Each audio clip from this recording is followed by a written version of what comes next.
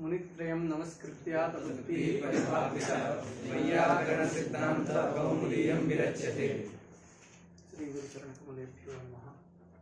तो कारके इस सूत्र का अध्ययन हम लोग कर रहे हैं। पूर्व कक्षा में हम लोगों ने यह पढ़ा कि कारके यह अधिकार सूत्र है तथा अधिकार सूत्र का लक्षण होता है उत्तरोत्तर संबंधोधिकारः।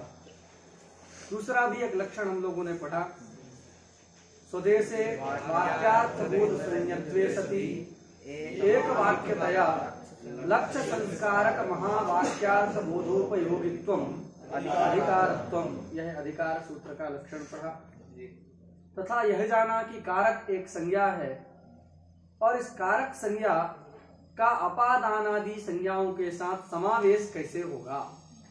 दोनों संज्ञाएं एकत्र समावेश करना है दोनों संज्ञाओं का, किंतु यह एक संज्ञा अधिकार में पठित है, अतः समावेश करने में अत्यंत कठिनाई है, किया नहीं जा सकता। तो कैसे समावेश होगा इसकी चर्चा हम लोगों ने पूर्व कक्षा में की है। आज हम लोग विचार करते हैं कारक कहते किसको है, कारक का स्वरूप क्या है। देखो, कारक का मतलब होता है क्रिया जनकत्वम कारकत्वम, क्रिया जनकत्वम कारकत्वम, ऐसा जो है कारक का लक्षण। अब क्रिया जनकत्वम कारकत्वम ये जो लक्षण कारक का है ये आया कैसे। जैसे कारक क्या है तो क्रिया जनकत्वम कारकत्वम, यह एक कारक का लक्षण है। दूसरे और भी लक्षण हैं क्या, क्रियान्वयित्वम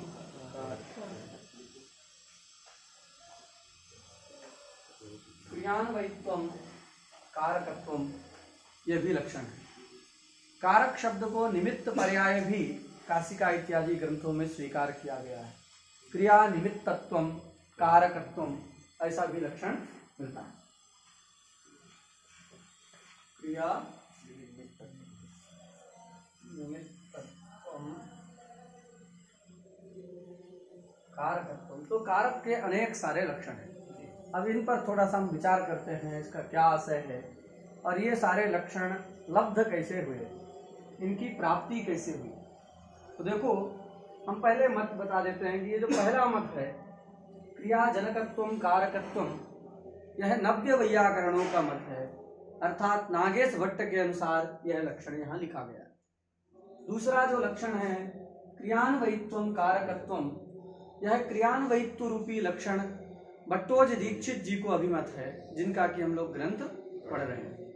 तीसरा लक्षण है क्रिया निमित्तत्वम कारकत्वम, यह काशिका के रचयिता जयादित्य और वामन को यह लक्षण अभिमत है, काशिका ग्रंथ में लक्षण होता है। तो कारक के तीन लक्षण हैं, इन लक्षणों का लाभ कैसे हुआ, इस कारक के इन स्वरूपों का ज्ञान हमको कैसे हुआ, ये हम विचार करते हैं।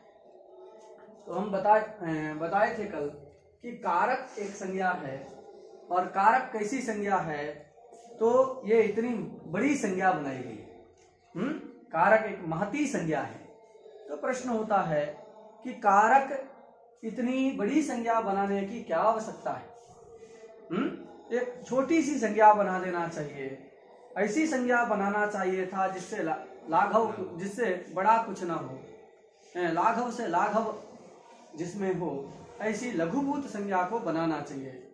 जैसे टी संज्ञा है, घी संज्ञा है, घू संज्ञा है, घा संज्ञा है।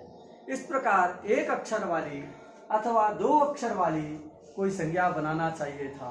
कारक इतनी बड़ी महती संज्ञा क्यों बनाया गया, बात समझा गया। कारक इस महती संज्ञा को क्यों बनाया गया, ये प्रश्न भाष्यकार उपस्थापित करते हैं अपने ग्रंथ में। कहते हैं महत्याः संज्ञायाः किं प्रयोजनम, संज्ञानाम यतो न लघीयः लघ्वर्थम ही संज्ञाकरणम। संज्ञा का उद्देश्य तो लाघव होता है, लघ्वर्थ। ये सारे वाक्य कंठ कर लेंगे तो अच्छा रहेगा, क्योंकि आगे भी हम पढ़ेंगे तो सारी संज्ञाएं जो बड़ी बड़ी संज्ञाएं हैं प्रायः सब अनवर्थ लाभ के लिए हैं। तो जितनी बड़ी संज्ञा जैसे करण संज्ञा है, संप्रदान संज्ञा है, अधिकरण संज्ञा है, इन सारे संज्ञाओं के विषय में प्रश्न उपस्थित होगा कि महत्याः संज्ञायाः किम प्रयोजनम्। तो संज्ञानाम यतो न लघीयः लघ्वर्थम ही संज्ञाकरणम, ऐसा भाष्यकार कहते। फिर कारक ये महती संज्ञा क्यों किया गया? तो कारक इस महती संज्ञा का प्रयोजन है इस संज्ञा के अनवर्थ को बताना। किसको बताना? कारक संज्ञा के अनवर्थ को बताना, यही जो है महती संज्ञाकरण का प्रयोजन है। अनवर्थ क्या होता है? ये अनवर्थ संज्ञा है। कैसी संज्ञा है? अनवर्था चेयम संज्ञा, ऐसा वो कहते हैं। यम अनवर्था संज्ञा, ये अनवर्थ संज्ञा है। अनवर्थ मतलब क्या होता है? तो अनुगतः अर्थः यस्याः सा अनवर्था, इसे विग्रह करेंगे।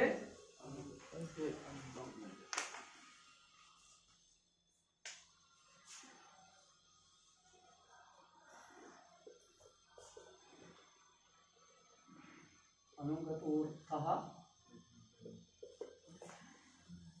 यस्याः, अनुगतः अर्थः यस्याः सा अनवर्था।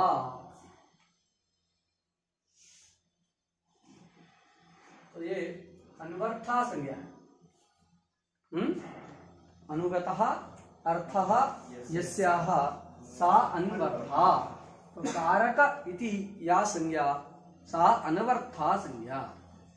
अभी अनवर्था संज्ञा का विग्रह तो हमने कर दिया। अनवर्था मतलब क्या है? तो अनुगतः अर्थः मतलब जिस संज्ञा में उसका अर्थ भी अनुगत हो रहा हो, उस शब्द का अर्थ भी प्रविष्ट हो, उसको हम अनवर्थ संज्ञा कहते हैं। इसको व्युत्पत्ति लब्ध इसका अर्थ किया जाए तो अर्थानुसारी।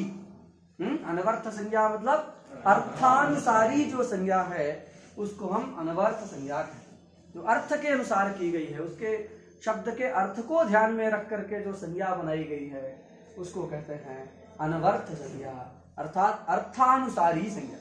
अब ती, घू, घा इत्यादि जो संज्ञाएं हैं उनका कोई अर्थ शब्दतः निकल रहा है, वो पारिभाषिक है। ती से जो है अचोन्त्यादि टी के द्वारा कुछ पारिभाषिक अर्थ का बोध हो रहा है, किंतु वह अनवर्थ संज्ञा नहीं है। घा संज्ञा जो है तरप तमपौ घा सूत्र के द्वारा होती है तथा तरप और तमप प्रत्यय को बता रही है, किंतु घा शब्द का कोई अर्थ नहीं है।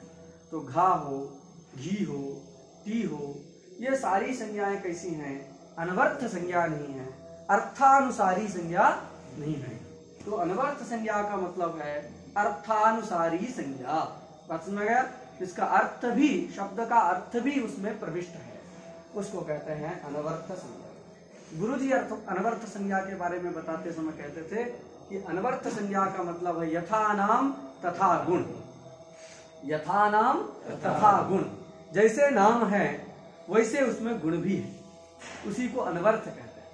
अभी कोई व्यक्ति है, उसका नाम रख दिया गया हो धनपति।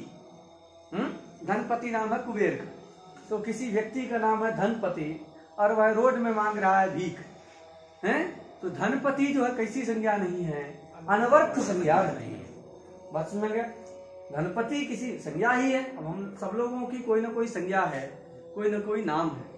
तो वैसे ही किसी व्यक्ति का नाम धनपति हो, करोड़पति हो, और वो जो है रोड में भीख मांगे, भिक्षा याचन करे, तो उसकी वह धनपति अथवा करोड़पति संज्ञा क्या नहीं होगी? अनवर्थ संज्ञा नहीं है, क्योंकि नाम के अनुसार गुण उसमें अन्वित नहीं है, अर्थ के अनुसार वह संज्ञा नहीं है। और वही जो है अंबानी की संज्ञा कर दिया जाए धनपति, तो अनवर्थ संज्ञा होगी कि नहीं? हो जाएगी। तो इस प्रकार जो है अनवर्थ संज्ञा का मतलब क्या है? यथा नाम तथा गुण, यही अनवर्थ संज्ञा है कि जिसमें गुण के अनुसार जो संज्ञा होती है वह अनवर्थ संज्ञा कहलाती है, जिसको हम अर्थानुसारी संज्ञा यह भी कह सकते हैं। बात समझ गया? तो कारक ये जो महती संज्ञा है, इस महती संज्ञाकरण का यही प्रयोजन है कि अनवर्थ का लाभ हो, उसके अर्थ का भी परिज्ञान हो। तो ये अर्थानुसारी संज्ञा है, अनवर्थ संज्ञा है। अब क्या इसका अनवर्थत्व है? तो क्रियाजनकत्व ही इसका अनवर्थत्व। सुना गया। ये सारे लक्षण एक ही सभी लक्षण में, चाहे क्रिया जनकत्व लक्षण हो, चाहे क्रियान्वयित्व लक्षण हो, चाहे क्रिया निमित्तत्व कारकत्व यह लक्षण हो, सभी लक्षणों का मूल है भाष्य। भाष्य में कारक अनवर्थ संज्ञा है बताने के बाद उसका अनवर्थत्व क्या है, तो लिखते हैं करोतीति कारकम। क्या लिखते हैं? करोतीति कारकम। करोतीति कारकम, ऐसा भाष्यकार ने लिखा। अनवर्थ क्या है इसका, तो करोतीति कारकम, ये भाष्य में उपलब्ध होता है। करोतीति कारक, जो करे उसको कारक कहते हैं। करोतीति कारकम, करे मतलब क्या है, उत्पन्न करे। किसको उत्पन्न करेगा, तो क्रिया को ही उत्पन्न करेगा। इसलिए करोतीति, अब यहाँ पर उसकी व्युत्पत्ति करोति का अलग अर्थ करते हैं। कुछ लोग कहते हैं करोति अर्थात क्रियाम निर्वर्तयति। निर्वर्तयति इत्युक्ते संपादयति निष्पादयति। तो करोति क्रियाम संपादयति इति कारकम, तो क्रिया जनकत्वम, इस अर्थ का लाभ होता है। करोति स्वसंबंधेन क्रियायाम विशेष रूपताम आपादयति यत् तत्कारकम। ये जब व्युत्पत्ति करते हैं, करोति का व्याख्यान करते हैं, तो क्रियान्वयित्वम कारकत्वम ऐसा लक्षण। करोति अर्थात स्वसंबंधेन, अपना संबंध करा के, करोति स्वसंबंधेन क्रियायाम विशेष रूपताम आपादयति यत् तत्कारकम। तो ये व्युत्पत्ति से क्रियान्वयित्वम, ये जो है लक्षण लब्ध होता है। उसी करोति का मतलब क्या है, करने वाला अर्थात निमित्त। तो किसका निमित्त होगा, तो क्रिया, प्रत्यासत्या क्रिया का निमित्त ही होगा। इसलिए क्रियान्वयित्वम कारकत्वम, यह लक्षण भी इस कारके, इस व्युत्पत्ति के द्वारा ही लब्ध होता है। तो सभी में एक ही प्रमाण है, करोतीति कारकम, ये भाष्य द्वारा कारक शब्द की बताई गई व्युत्पत्ति। बात सुना गया। तो भाष्यकार ने जो कारक की व्युत्पत्ति दिया, करोतीति कारकम, तो इस व्युत्पत्ति को मान करके ही, इसका आश्रय करके ही ये बहुत सारे मत कारक के स्वरूप के विषय में हमको प्राप्त होते हैं। अब ये कैसे निकले, तो इसका तरीका भी हम अलग अलग से बता सकते हैं। जैसे देखो, कारक शब्द है, कारक शब्द का एक अर्थ होता है क्रिया। कारक शब्द का क्या अर्थ होता है, कारक शब्द का अर्थ है क्रिया। तो कारक शब्द का जब क्रिया अर्थ मानेंगे तो क्या होगा। अब कारक शब्द का क्रियार्थ लब्ध कैसे होता है, तो भी व्युत्पत्ति से लब्ध होता है। करोति क्या, कर्तृकर्मादि व्यपदेशान। क्या व्युत्पत्ति है, करोति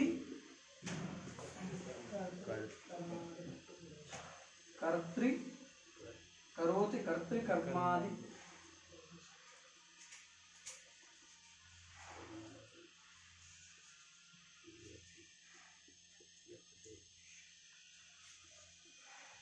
करोति कर्तृकर्मादि व्यपदेशान यत्तत्कारकम, अथवा करोति कर्तृकर्मादि व्यपदेशान यत्तत्कारकम, अर्थात क्रिया जो कर्ता कर्म करण संप्रदान इत्यादि व्यपदेश अर्थात व्यवहार।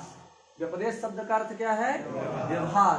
तो इन सारे व्यवहारों को जो उत्पन्न करता है उसी को हम क्या कहते हैं, उसको हम कारक कहते हैं। बात सुना गया। जो कर्ता, ये कर्ता है, ये कर्म है, ये करण है, इस प्रकार का जो व्यवहार है, उस व्यवहारों को जो संपादित करे उसी को हम कारक कहते हैं। वह कौन है, क्रिया। हम एग्जाम्पल से समझाते हैं। देखो, देवदत्तः ग्रामं गच्छति, और बड़ा वाक्य बनाना है तो देवदत्तः द्विचक्रिकया ग्रामं गच्छति, ये बन गया। अब यहाँ देखो, देवदत्त करता है, द्विचक्रिकया ये जो प्रयोग करते हैं, तो द्विचक्रिका क्या है, करण है, ग्राम क्या है, कर्म। अगर गच्छति न रहे तो देवदत्त कर्ता कहलाएगा। गच्छति चला जाए तो ना देवदत्त कर्ता हो सकता है, ना ही द्विचक्रिका करण कहलाएगा, और ना ही ग्राम कर्म कहलाएगा। बात सुना गया। तो गमनक जो क्रिया है, गच्छति पद से जिस क्रिया का बोध हो रहा है, गमनक क्रिया, उस गमनक क्रिया के प्रति ही देवदत्त करता है। गमनक क्रिया के प्रति ही द्विचक्रिका करण है, उस गमनक क्रिया के प्रति ही ग्राम कर्म है। पचती का जो है देव, वो जो है क्या नाम से, द्विचक्री का कर्ण नहीं, साइकिल से पकाओगे नहीं। तो जो द्विचक्री का पचती पाकक क्रिया के प्रति कर्ण नहीं है। तो हम क्या कहने का आशय ये है कि चाहे कर्ता हो, चाहे कर्म हो, चाहे अधिकरण हो या संप्रदान हो, सब ये सारे व्यवहारों को कौन संपादित करता है? क्रिया। क्रिया ही कर्ता, कर्म, करण, संप्रदान इत्यादि व्यपदेशों को, व्यवहारों को उत्पन्न करती है। बात समझ आ गया? अगर क्रिया ही नहीं रहेगी तो हम नहीं कह सकते कि ये कर्ता है, ये कर्म है, यह करण है, यह संप्रदान है, यह अधिकरण है। इस प्रकार कहा ही नहीं जा सकता। कोई क्रिया होगी तभी कहेंगे कि ये इसका, इस क्रिया का ये कर्ता है, ये कर्म है, ये करण है, ये संप्रदान है। ये सब व्यवहार क्रिया के कारण ही होते हैं। तो जो इन सारे व्यवहारों को उत्पन्न कर दे उसको क्या कहते हैं? कारक कहते हैं। अर्थात वो क्या है? क्रिया। कारक शब्द का अर्थ क्या है? क्रिया। तो करोति कर्तृकर्मादि व्यपदेशान, करोति कर्तृकर्मादि व्यपदेशान तत्कारकम, अर्थात क्रिया। जो इन सारे व्यवहारों को उत्पन्न कर दे, इन सारे व्यवहारों का संपादन कर दे, उसी को कारक कहते हैं। और वह क्या है? क्रिया। इस व्युत्पत्ति के द्वारा कारक शब्द का क्या अर्थ फलीभूत हुआ? क्रिया। कारक शब्द का क्या अर्थ फलीभूत हुआ? क्रिया। तो कारक का अर्थ हो गया क्रिया। बात सुना गया? और सप्तमी का अर्थ है निरूपितत्व। सप्तमी का अर्थ क्या है? निरूपितत्व। सप्तमी का अर्थ हो गया निरूपितत्व। एक पद का हम अध्याहार करेंगे, जनकम। इसका अध्याहार कर लेंगे, जनकम। अब जनक पद का क्या अर्थ है? जनक भी अर्थ है और जनकत्व भी अर्थ। जैसे घट पद का हम बताए थे कि घट शब्द से घट घटत्व रूपी अर्थ का बोध होता है, मठ शब्द से मठ मठत्व रूपी अर्थ का बोध होता है। उसी प्रकार जनक शब्द है तो जनक जनकत्व अथवा जनकता, त्वा के स्थान में ता भी कह सकते हैं। त्वा और ता ये दोनों एक ही अर्थ को कहते हैं। त्वा भी एक प्रत्यय है और दूसरा प्रत्यय है तल। तस्य भावस्त्वतलौ सूत्र है, तस्य भावस्त्वतलौ। तो तस्य भावस्त्वतलौ के द्वारा त्वा प्रत्यय और तल प्रत्यय होते हैं। ये दोनों ही प्रत्यय एक ही अर्थ को कहते हैं। थोड़ा सा रूप में अंतर आता है। जब त्वा लगाते हैं तो उसका रूप नपुंसक लिंग में चलता है। तल प्रत्यय करते हैं तो ला चला जाता, आ बसता है और उसका सर्वदा स्त्रीलिंग में प्रयोग होता है। विशेषणता, प्रकारता, मनुष्यता, पशुता, घटता, जनकता। तो ये जो है अर्थ वही है, जनकत्व कहो चाहे जनकता कहो। तो दो अर्थ होता है, मतलब जनकत्व विशिष्ट जनक अथवा जनकता विशिष्ट जनक। तो क्या करना है? तो देखो क्रिया ये एक पद है ही। सप्तमी का अर्थ कारक का मतलब है क्रिया। सप्तमी का अर्थ क्या है? निरूपितत्व। और जनक का अध्याहार किए। जनक का अर्थ क्या है? जनकता विशिष्ट। जनकता विशिष्ट जो होगा वही जनक कहलाएगा। जैसे घटत्व विशिष्ट जो है वही घट कहलाएगा। तो यहाँ वह घटत्व क्या होगा? उस घट पदार्थ का एक देश। घट पदार्थ क्या है? घटत्व विशिष्ट, जिसमें घटत्व रहता है वैसा अर्थ। तो घटत्व विशिष्ट जो पदार्थ है वही घट है। उसका एक देश क्या हो गया? घटक। उसी प्रकार जनक का मतलब क्या है? जनकता का आश्रय, जिसमें जनकता रहती। विशिष्ट कहो चाहे आश्रय कहो एक ही बात। घटत्व का आश्रय ही घट है। घटत्वाश्रय घटहा।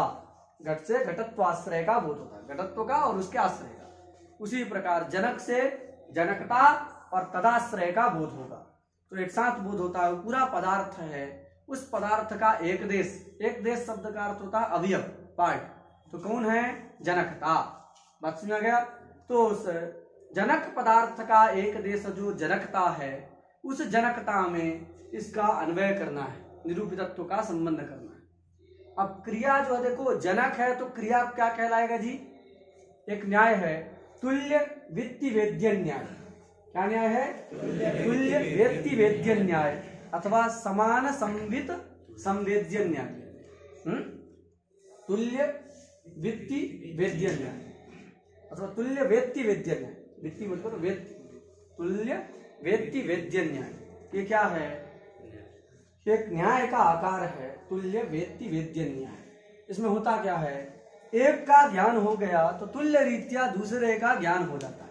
उदाहरण, दशरथ राम के पिता हैं, ये दशरथ हैं वो राम के पिता हैं, तो दशरथ राम के पिता हैं, ये हमको ज्ञान हुआ तो तुल्य रीत्या क्या ज्ञान हो गया?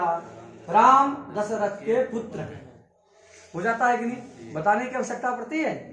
दशरथ राम के पिता हैं, दशरथ राम के पिता हैं, यह कहने से क्या निकल के आ जाता है कि राम दशरथ के पुत्र हैं। तो ये कैसे आया? तो इसके लिए कहना है तुल्य वेत्ति वेद्य न्याय से आया। कैसे आया? तुल्य वेत्ति वेद्य न्याय। अब क्रिया का जनक हो रहा है तो उससे क्या निकल के आ गया कि क्रिया क्या है? उससे जन्य आगे आ जाएगा कि नहीं? कारक क्या है? क्रिया का जनक आप कह रहे हैं, तो जनक कह रहे हैं तो इसका मतलब क्या है कि क्रिया उससे जन्य है। ऐसा आ जाएगा कि नहीं? तो क्रिया जन्य है तो उसमें क्या रहेगी? जन्यता। क्रिया जन्य है तो उस क्रिया में क्या रहेगी? जन्यता। तो क्रिया में जन्यता है और उस जन्यता से निरूपित क्या है? जनकता। वो जनकता कहाँ रहेगी? जनक। तो कारक का लक्षण क्या है? क्रिया जनकत्व में फलीभूत होगा। उसको हम क्या कह सकते हैं? देखो क्रिया जन्य है कि नहीं? और ये अभी जनक भी है, दो दिख रहे हैं, क्रिया भी है, जनक भी है। क्रिया में क्या रह रहा है? जन्यत्व। ये क्रिया के ऊपर क्या है? इसमें जन्यत्व है। क्रिया में जो है ये जन्यत्व क्रिया में रहा, ठीक है। जनक है तो इसमें क्या रहता है? ऊपर जनकता। क्या रहता है? जनकता रह रही है। अब इन दोनों का जन्य है तो इसमें रहेगी जन्यता। क्रिया जन्य है तो क्रिया में जन्यता रहेगी। और में जो हम हिंदी में कह रहे हैं उसके लिए संस्कृत का शब्द है निष्ठ। न्याय की भाषा में उसको निष्ठ कह रहे हैं। अब इसी को आप कहेंगे तो क्रिया निष्ठ जन्यता सप्तमी है, उसका अर्थ निरूपित। तो इन दोनों का ऐसा संबंध होगा। ये इधर आके नहीं सुना गया? ये दो ता होते हैं उनमें परस्पर निरूप्य निरूपक भाव संबंध होता है। तो देखो, क्रिया निष्ठ जन्यता निरूपित जनकताश्रयत्वम, जनकताश्रय अथवा जनकताश्रयत्वम कारकत्वम। क्या लक्षण बनेगा? क्रिया जनकत्वम का ही अर्थ है। क्रिया जनकत्वम को अगर आप स्पष्ट करके बताना चाहते हैं क्रिया जनकत्वम का मतलब क्या है, तो इसका मतलब यही है कि क्रिया में जन्यता रह रही है, क्रिया में रहने वाली जो जन्यता उससे निरूपित जो जनकता, उस जनकता का जो आश्रय है वही क्रिया जनक कहलाएगा। बात सुना गया? तो क्रिया जनकत्व मतलब क्रियानिष्ठ जन्यता निरूपित जनकताश्रयत्वम कारकत्वम। कारक का लक्षण क्या फलीभूत हो गया? इसी का ही हम अभिप्राय बताएंगे। क्रिया जनकत्व का मतलब क्या है? क्रिया निष्ठ जन्यता निरूपित जनकताश्रयत्वम जन्यता निरूपित जनकताश्रयत्वम।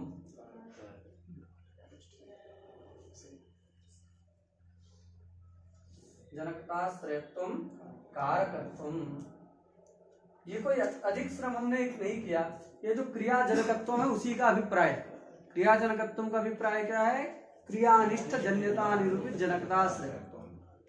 कि क्रिया से जनक कह रहे हैं तो क्रिया जन्य है और वो जनक, तो उसमें जब हम अन्वय करेंगे, उसका विश्लेषण करेंगे, तो इस प्रकार का क्रियानिष्ठ जन्यता निरूपित जनकताश्रयत्व रूपी कारक का लक्षण लब्ध हो जाएगा। और वो भी लक्षण कोई काल्पनिक नहीं है। क्रिया जनकत्व कोई काल्पनिक नहीं है, ये कारके शब्द से ही आ रहा है। कारके में ही हमने देखा जनक पद का अध्याय करके ये लक्षण जो है लब्ध होता है। बात सुना गया?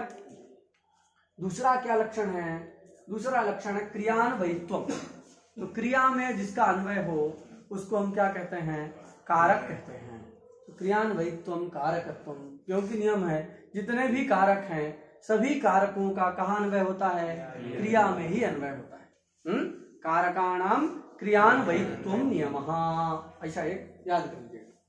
सर्वेषां कारकाणां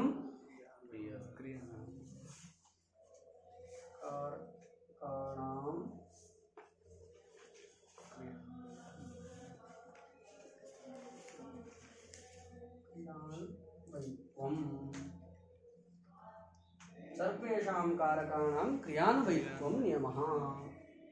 सुना गया?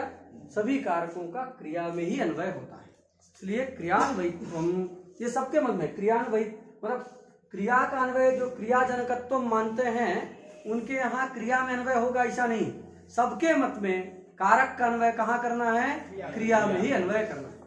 सर्वेषामपि मते, और सभी कारकों का क्रिया में ही अन्वय होता है, चाहे वह क्रियाजनकत्व कारकत्व कहने वाले हों, चाहे क्रियान्वयित्व कहने वाले हों, चाहे क्रियानिमित्तत्व कारकत्व कहने वाले हों, सबके मत में कारकों का क्रिया में ही अन्वय करना है। बात समझा गया? क्यों? अब ये कह रहे हैं क्रिया का जनक, अब जनक का ज्ञान हो गया तो उसको आकांक्षा होगी मज्जन्या का। कोई जनक है तो मज्जन्या का, तो उसको क्रिया की आकांक्षा है। उससे उत्पन्न होने वाली कौन है? तो क्रिया है, तो यहाँ पर आकांक्षा होगी कारक को मज्जन्या का, तो उसको क्रिया की आकांक्षा है। क्रिया को स्वजनक की आकांक्षा होगी। मज्जन कहा, तो मज्जन कहा तो उसको क्रिया को कारक की आकांक्षा है, और कारक को स्वजन्य क्रिया की आकांक्षा है। क्रिया को स्वजनक कारक की आकांक्षा है। इस प्रकार क्रिया और कारक परस्पर क्या हैं? साकांक्ष हैं, और जो परस्पर साकांक्ष पदार्थ होते हैं उन साकांक्ष पदार्थों में अन्वय होता है। अन्वय करने के लिए, संबंध करने के लिए आकांक्षा चाहिए कि नहीं चाहिए? आकांक्षा योग्यता सन्निधिश्चा वाक्यार्थक ज्ञाने हेतु।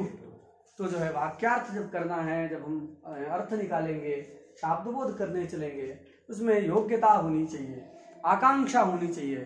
तो हम देखते हैं क्रिया और कारक में परस्पर आकांक्षा है। क्रिया को स्वजनक कारक की आकांक्षा है, कारक मतलब क्रियाजनक, तो उसको जनक को जो है स्वजन्य की आकांक्षा है कि मज्जन्या का, उसको मज्जन कहा। इस प्रकार कारक और क्रिया दोनों में परस्पर आकांक्षा होने के कारण दोनों साकांक्ष पदार्थ हो गए।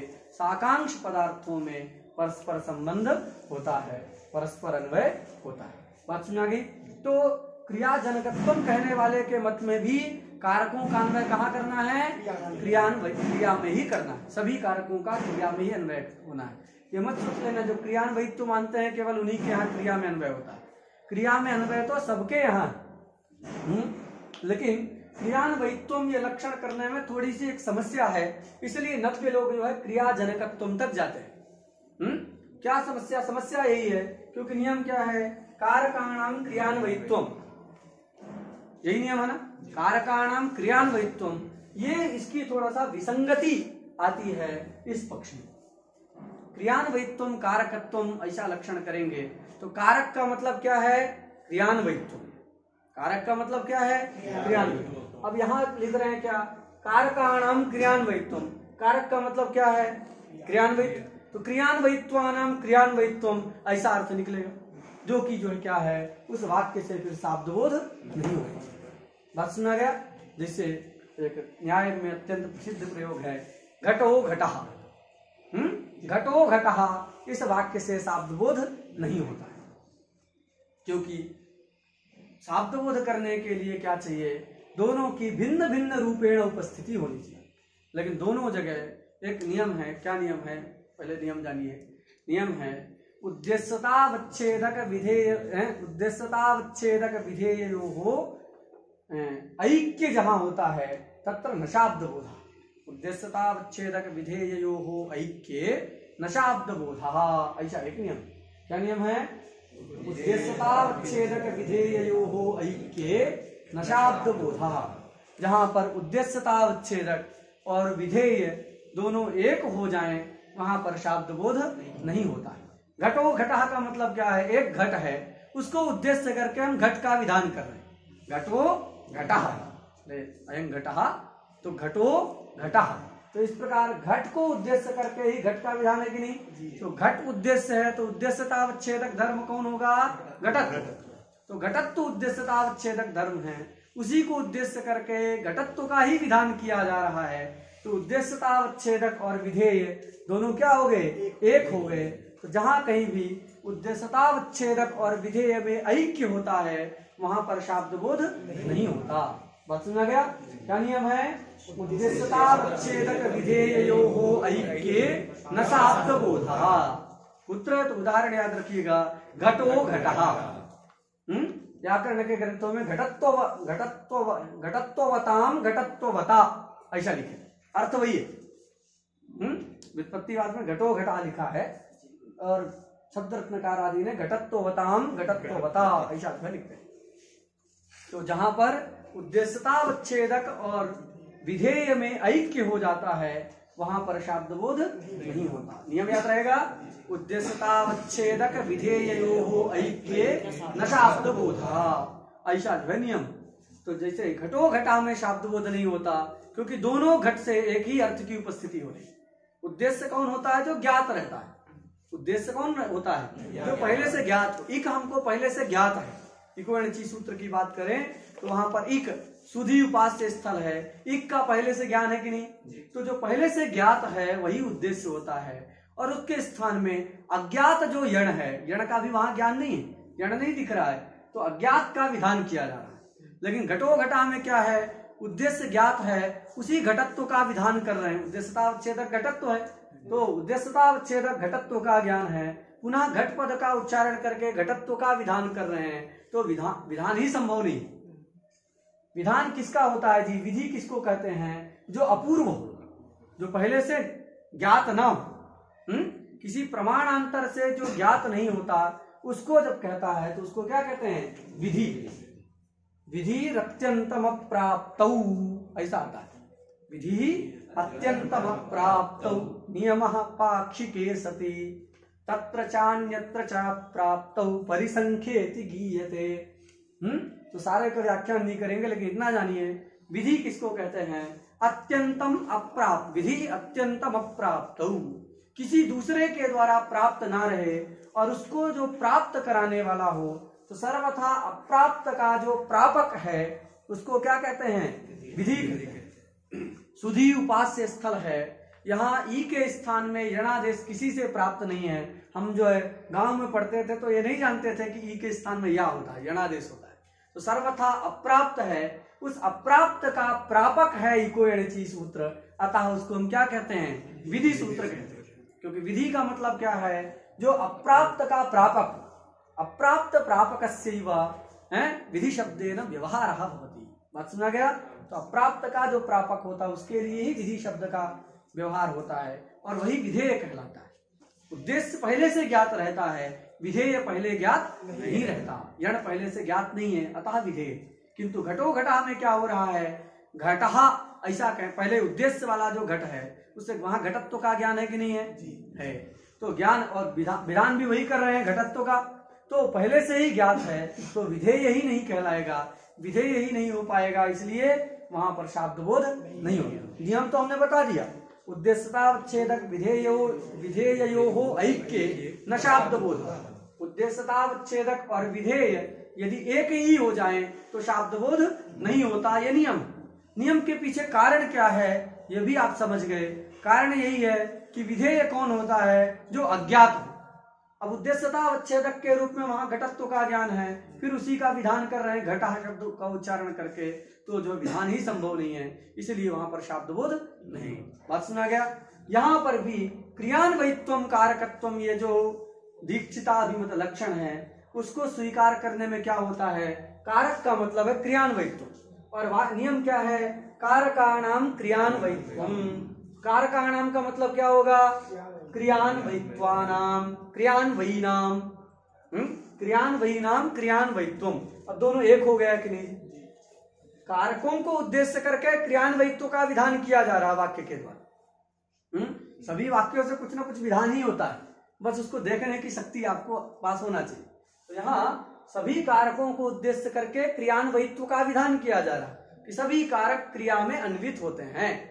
तो सभी कारकों को उद्देश्य करके क्रियान्वयित्व का विधान है कि उनका क्रिया में अन्वय करना है, अन्यत्र अन्वय नहीं करना है। यही जो है इसके द्वारा बोधित हो रहा है। तो क्रियान्वयित्व का विधान है, और उद्देश्य क्या है? कारक। कारक मतलब क्रियान्वित। तो ज्ञान है कि नहीं पहले से? उद्देश्य विधेय का भी पहले से ज्ञान हो गया तो जो है फिर क्या होगा? क्रियान्वित्व में विधेय ही नहीं कहलाएगा, क्योंकि सर्वथा अप्राप्त का प्रापक नहीं है, अज्ञात का बोधक नहीं है। बात समझ आ गया? इसलिए जो है यहाँ दोनों उद्देश्य का अवच्छेदक भी क्रियान्वित्व कहलाएगा। कारकाणाम मतलब क्रियान्वयीनाम। क्रियान्वित्व का क्रियान्वयी क्या है? उद्देश्य है। उद्देश्यतावच्छेदक क्या होगा? क्रियान्वयित्व। कारक मतलब क्रियान्वयित्व लक्षण किया, तो क्रियान्वयी जो है सब कारक। क्रियान्वयी जो है वो सब कारक है लक्षण के अनुसार। तो उद्देश्यता सभी क्रियान्वयी पदार्थों में आई। उद्देश्यतावच्छेदक क्या होगा? क्रियान्वयित्व। विधेय क्या है? क्रियान्वयित्व। इस प्रकार उद्देश्यतावच्छेदक विधेययोः ऐक्यं समागतं यत्र तयोः ऐक्यं भवति तत्र शाब्दबोधः न जायते। यथा घटो घटः इत्यत्र शाब्दबोधः तथैव कारकाणां क्रियान्वयित्वम् इत्यत्रापि शाब्दबोधः न स्यात्। अतः क्रियान्वयित्वं कारकत्वम् इति लक्षणमस्माभिः नांगीकरणीयम्। बात सुना गया? ये लक्षण स्वीकार नहीं करना चाहिए, इसलिए 90 लोग जो है क्रियाजनकत्वम कारकत्वम ऐसा जो है लक्षण करते हैं। बात समझ में गया? तो ये हम बता ये रहे थे, ये तो प्रसंगता हमने बता दिया, बता ये रहे थे कि क्रियान्वयित्वम कारकत्वम कहने वाले जो प्राचीन लोग हैं उनके मत में ही कारकों का क्रिया में अन्वय होता है, अन्य लोगों के मत में कारकों का क्रिया में अन्वय नहीं होता। ये नहीं समझना चाहिए। सभी के मत में कारकों का अन्वय कहाँ करना है? क्रिया में ही करना। बात समझ आ गया? यहाँ पर भी हमने बताया कि भाई उसको क्रिया को जो है स्वजनक की आकांक्षा है, कारक को स्वजन्य क्रिया की आकांक्षा है। तो समेषामपि विदुषाम मते सर्वेषामपि कारकाणां क्रियान्वयित्वम् अस्त्येव न तो प्राचाम मते एव। ये आपको याद रखना है, ठीक है? क्रियान्वयित्वम कहने में एक समस्या भी हमने बताया कि ये जो है कारकाणां क्रियान्वयित्वम् इत्यत्र शाब्दबोधः न स्यात्। वाक्य प्रयोग कर रहे हो, अर्थबोध नहीं होगा तो क्या काम का वाक्य? कोई काम का है? वाक्य प्रयोग करने का उद्देश्य क्या होता है? लोगों को अर्थक ज्ञान कराना। हम वाक्य प्रयोग कर रहे हैं, एक प्रयोक्ता वाक्य प्रयोग करता है। क्यों? जो स्वज्ञात अर्थ है हमने पहले कारक को समझा। कोई भी व्यक्ति है वो उस बात को समझता है, फिर जिस बात को समझा है वो उस बात को दूसरे लोग भी समझ जाएं, इस अभिप्राय से वो जो वाक्यों का प्रयोग करता है, पर प्रतिपत्त्यर्थ करता है। दूसरे व्यक्ति को उसको ज्ञान कराने के लिए वो जो है उन वाक्यों को माध्यम से उस अभिप्राय को प्रकट करता है। बात सुना गया कि नहीं? तो अब ये वाक्य प्रयोग कर रहे हैं सर्वेषां कारकाणां क्रियान्वयित्वम्। शाब्दबोध ही यदि नहीं होगा तो वाक्य प्रयोग करने का कोई मतलब, नियम बनाने का कोई मतलब। इसलिए ये नियम तो सर्वमान्य है, अतः इस नियम के संगति के लिए, इसकी रक्षा के लिए क्रियान्वयित्वम कारकत्वम ये प्राचीन वाला स्वीकार नहीं करते लोग। क्या लक्षण मानते हैं? क्रियाजनकत्वम कारकत्वम ये लक्षण मानते हैं। लेकिन इस मत में भी कारकों का क्रियान्वयित्व तो है ही। बात सुना गया? तो ये जो है दोनों लक्षण को हम लोगों ने पढ़ा। तो ये कारकम, कारक का स्वरूप जान गए, और ये कारक क्या है? एक संज्ञा है। तो कैसे जो है तत्त सूत्रों में जाके कारक संज्ञा का विधान होगा, फिर उस कारक संज्ञा की वाक्य भेद करके कर्म अपादान आदि संज्ञाओं का भी विधान होगा, और पुनः कारक शब्द की अनुवृत्ति सामर्थ्यात् संज्ञाद्वय का समावेश हो जाएगा। ये हम लोग पूर्व की कक्षा में पढ़े थे। बात सुना गया? ये तो संज्ञा वाला पक्ष है। कारक इति संज्ञा निर्देशः, भाष्यकार ने कहा था ना किमिदं कारके इति, तो कहा संज्ञा निर्देशः। कारक क्या है? तो संज्ञा निर्देशः, ये तो संज्ञा बताया गया है। तो ये एक संज्ञा पक्ष है। दूसरा पक्ष क्या है कि कार उसमें नहीं मिलेगा जी, सुन लो पहले क्या नहीं। आप जो है जो समझेंगे वो कहीं ना कहीं आपको लिखा हुआ मिल जाएगा। अगर आप समझेंगे नहीं तो आप कितना भी पुस्तक में लिखा रहे वो आपके काम का नहीं। हमारे गुरु जी कहते रहे उपाध्याय आप जो समझ गए वो आपको कहीं ना कहीं मिल जाएगा, इसलिए समझने में जोर दो। क्या लिखा है पुस्तक मत देखो, समझेगा नहीं, वो मिल भी गया फिर बाद में देखोगे तो समझ में नहीं आएगा। कथनचित ये बात मिल भी गई कहीं, अब इधर आप ठीक से सुने नहीं है, समझे नहीं है, तो आपके लाभ काम का होगा, वो लगेगी ही नहीं पंक्ति क्या है। इसलिए पहले सुन के उसको धारण करने की कोशिश करिए, समझिए क्या बात कही जा रही है। सब लिखा हुआ है, हम ये नहीं कह रहे मैं कोई अपूर्व बात बता रहा हूं, ऐसा नहीं। शास्त्र में कोई भी बात ऐसी नहीं है जो अचिंतित हो और अकथित हो, अलिखित हो। सब कुछ लिखा हुआ है। सब हमारे ऋषियों ने, आचार्यों ने सारी बातों का चिंतन किया है। बस इसको क्या करना, हमको समझना। समझने के लिए आए हैं ना। लिखा हो तो बताओ, हम पुस्तक बता देते हैं फलाने जगह लिखा है, आप लगा लीजिए।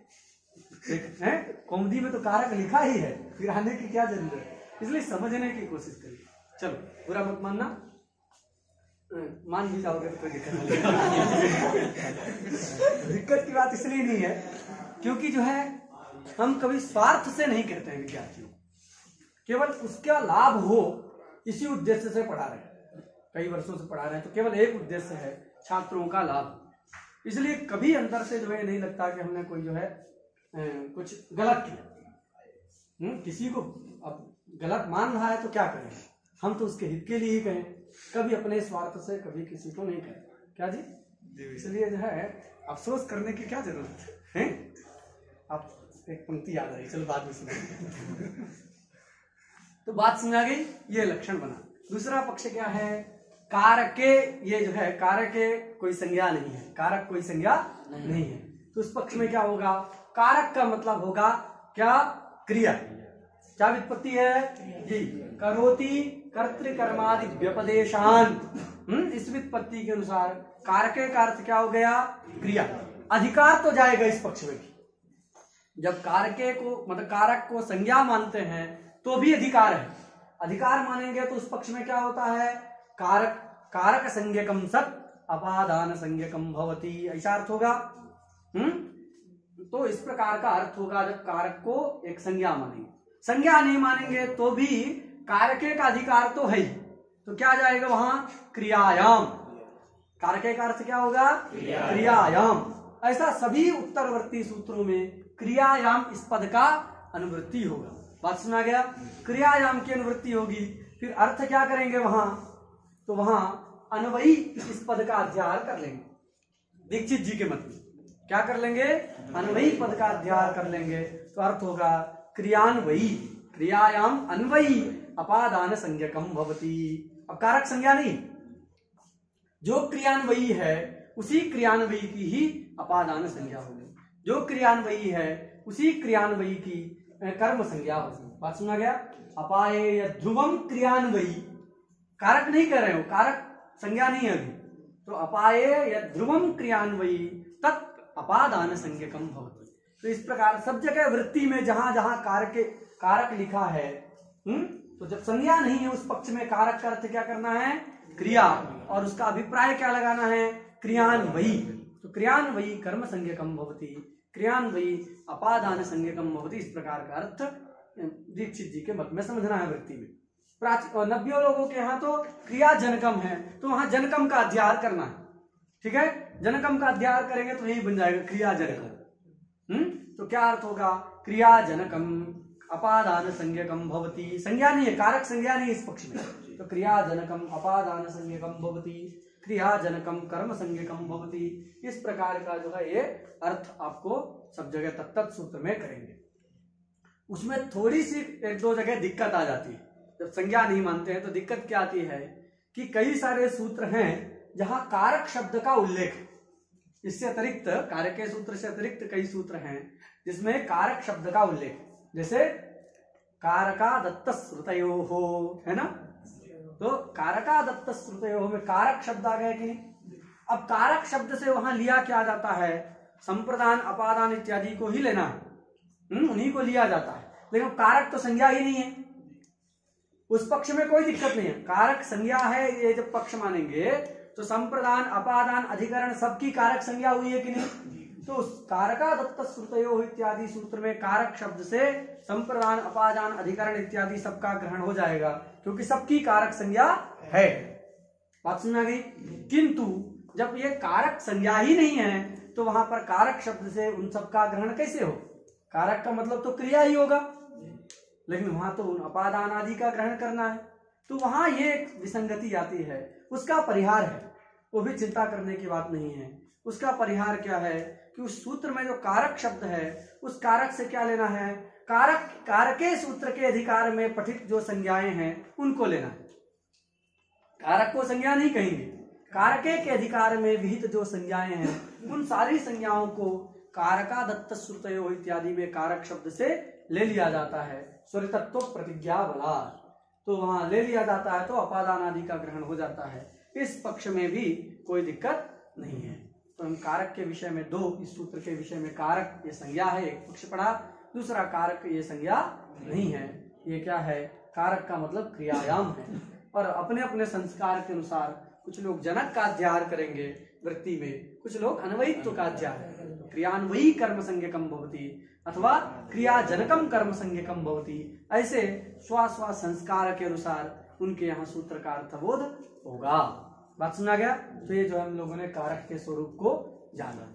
यहाँ पर भी क्रिया निमित्तत्व रखा है। निमित्त का मतलब जनक ही है। निमित्त का भी अगर विश्लेषण किया जाए तो क्रिया में निमित्त मतलब क्रिया के उत्पत्ति में निमित्त जनक, ऐसा जो है यही अर्थ का लाभ यहाँ पर भी हो जाएगा। तो ये काशिका ग्रंथ से उपलब्ध होता है। तो कारक क्या है, ये कारक के स्वरूप के बारे में हम लोगों ने पढ़ा। भट्टोजी दीक्षित लिखते हैं कारके इत्यधिकृत्य, कारके का अधिकार करके अब जो है आगे वाले सूत्रों को कहा जाएगा। बात समझ गई। 5 मिनट समय है। अच्छा, इसको सदुपयोग कर लिया जाए। तो देखो अधिकृत्य शब्द कैसे प्रयोग किया, ये एक समस्या आ गई। अधिकृत्य सब जगह लिखा रहता ना, तो अधिकृत्य कैसे बनेगा। देखो अधि उपसर्ग पूर्वक क्री धातु से त्वा प्रत्यय होता है और त्वा के स्थान में समास से नए पूर्वोक्त्वा ल्यप से ल्यप करके अधिकृत्य बनता है। बात समझ गया। अधिकृत्य से बनता है। अब जो है त्वा विधायक सूत्र कौन है, त्वा प्रत्यय विधायक सूत्र है समान कर्तृकयोः पूर्व काले। क्या सूत्र है, समान कर्तृकयोः पूर्व काले। एक समान कर्तृक जो दो क्रियाएं, समान कर्तृक मतलब समानः कर्ता ययो, जिन दो क्रियाओं का एक ही कर्ता हो उन क्रियाओं को क्या कहेंगे, समान कर्तृक क्रियाएं कहेंगे। तो का बाद में जोड़ ना, कर्तृक बहुब्रीहि है, बताया था ना, कार आ जाएगा तो बहुब्रीहि। तो समानः कर्ता ययो, ऐसा विग्रह करके समान कर्तृक। तो समान कर्तृक जो दो क्रियाएं, एक ही कर्ता के द्वारा जो दो क्रियाएं हो रही हैं, उन दो क्रियाओं में से जो पूर्व काल की क्रिया है, जो पहले की जा रही है, उस पूर्व काल की क्रिया का बोधक जो धातु, उस धातु से त्वा प्रत्यय होता है। अर्थ समझ में आ गया। क्या सूत्र है त्वा करने वाला, समान कर्तृकयोः पूर्व काले। अर्थ स्पष्ट है। समान कर्तृक जो दो क्रियाएं, उनमें से पूर्व काल की जो क्रिया, उस क्रिया का बोधक जो धातु, उस धातु से त्वा प्रत्यय होता है। बाद में उस त्वा के स्थान में ही ल्यप आदेश होकर के अधिकृत्य ये जो है शब्द बनता है। बात सुनागे। अब प्रश्न है यहाँ कौन सी दो क्रियाएं हैं जिन क्रियाओं को लेकर के त्वा, भाई एक क्रिया तो दिख रही है, अधिकार करना भी एक क्रिया, कब्जा कर लेना भी क्या है, एक क्रिया ही है ना। अधिकार भी क्या है, एक क्रिया। तो अधिकारक क्रिया का तो ज्ञान हो रहा है। अधि उपसर्ग पूर्वक क्री धातु का अर्थ क्या है, अधिकारक क्रिया। अधि पूर्वक क्री धातु का अर्थ है अधिकार, वो एक क्रिया है। तो अधिकारक क्रिया का बोध तो हो रहा है, लेकिन दूसरी क्रिया कहाँ है। कोई दूसरी क्रिया होगी तब तो इससे जो है त्वा प्रत्यय करके ल्यप का उत्पादन कर सकते हैं। बात सुना गई। दूसरी कोई क्रिया नहीं रहेगी तो हो सकता है। जैसे हम बताते हैं प्रणम्य वदति, प्रणम्य वदति, तो प्रणाम करके बोलता है। दो क्रिया, एक ही व्यक्ति है, प्रणाम भी कर रहा है, बोल भी रहा है। तो क्या हो गया, पूर्व काल की क्रिया हुई प्रणामक क्रिया, नमनक क्रिया। नमनक क्रिया का बोधक जो नम धातु है उससे त्वा किए ल्यप करके प्रणम में शब्द बन गए। बात सुनिए। नत्वा सरस्वतीम देवी में, तो देवीम नत्वा कौमुदीम करोति, ये है ना उसका अभिप्राय। पूरा अर्थ नहीं बताएंगे। तो देवीम नत्वा कौमुदीम करोति, ये जो है वाक्य, बाकी सब विशेषण। तो देवीम नत्वा कौमुदीम करोति, तो यहाँ देवी को जो नमस्कार कर रहा है और जो कौमुदी लिख रहा है वो एक ही व्यक्ति है कि भिन्न भिन्न व्यक्ति है? एक ही है। अतः ये जो करणक क्रिया हुई और जो नमनक क्रिया है, दोनों ही क्रिया समान कर्तृक हैं। उनमें से पूर्व काल की क्रिया है नमनक क्रिया, तदबोधक नम धातु से त्वा प्रत्यय होकर के नत्वा शब्द बनता है। तो जहां समान कर्तृक दो क्रियाएं रहें वहां पर पूर्व काल की जो क्रिया तदबोधक धातु से ही त्वा प्रत्यय होता है। अगर उपसर्ग पूर्व में है तो उसके स्थान में ल्यप आदेश हो जाता है। जैसे प्रणम्य में हो गया, नहीं रहेगा तो नत्वा ही बनेगा, प्रा नहीं रहेगा तो प्रा लगा है इसलिए प्रणम्य। प्रणम्य शीर्षा देवम गौरी पुत्रम विनायकम। चलो तो प्रणम्य हो गया। तो हम क्या बता रहे थे, यहाँ पर कौन सी दो क्रियाएं हैं जिस क्रिया को लेके अधिकृत्य शब्द का प्रयोग हो गया? कहेंगे एक अधिकारक क्रिया है, अधिपूर्वक क्री धातु से अधिकारक क्रिया का बोध हो रहा है। ठीक है, एक क्रिया मिल गई। कोई दूसरी क्रिया होगी तभी ना जो हम अधिकृत्य कह सकते हैं। दूसरी क्रिया चाहिए, उसके रहने पर ही पूर्व क्रियाबोधक शब्द से जो है हम त्वा और ल्यप कर सकते हैं। तो कौन सी क्रिया है?